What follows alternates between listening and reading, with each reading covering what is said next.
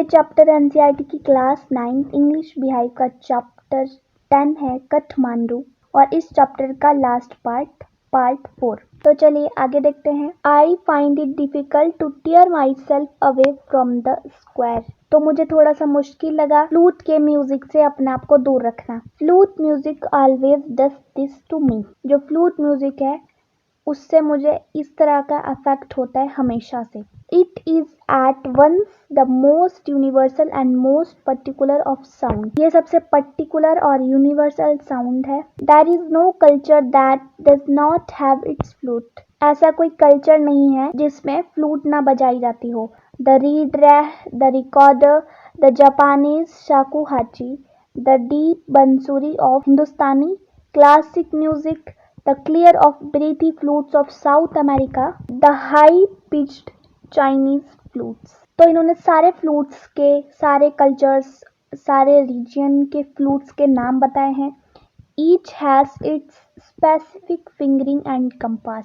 हर flute का एक fingering और कंपास होता है। It waves its own association yet to hear any flute it is। तो इसका एक अलग ही एसोसिएशन यानी कि अलग ही मजा है।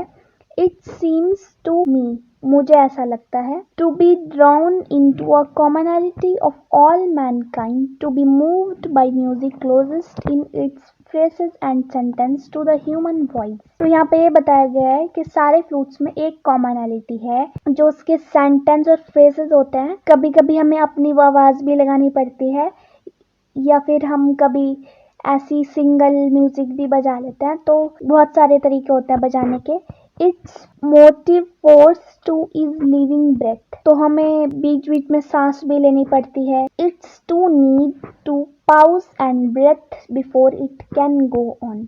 हमें उसको पाउज भी करना होता है और हमें सांस भी लेनी होती है ताकि हम उसको कंटिन्यू कर पाए। That I can be so affected by a few familiar phrases on the bansuri surprises me at first, for on the previous occasions that I was returned home after a long absence abroad, I have hardly noticed such details and certainly have not invested them with the significance I now do। इन सब phrases से मैं बहुत ज़्यादा affected हो जाता हूँ और ये मुझे सबसे ज़्यादा सरप्राइज करने वाली बात लगती है। पिछले कुछ दिनों से जब मैं घर लौटा, मैंने इन सब चीज़ों पे बहुत ज़्यादा नोटिस किया। इससे पहले मैंने इन सब चीज़ों पे ध्यान नहीं दिया था। तो ये था इस चैप्टर का 4 और last part. Meet you in the next video. Till then take care and thank you so much for watching.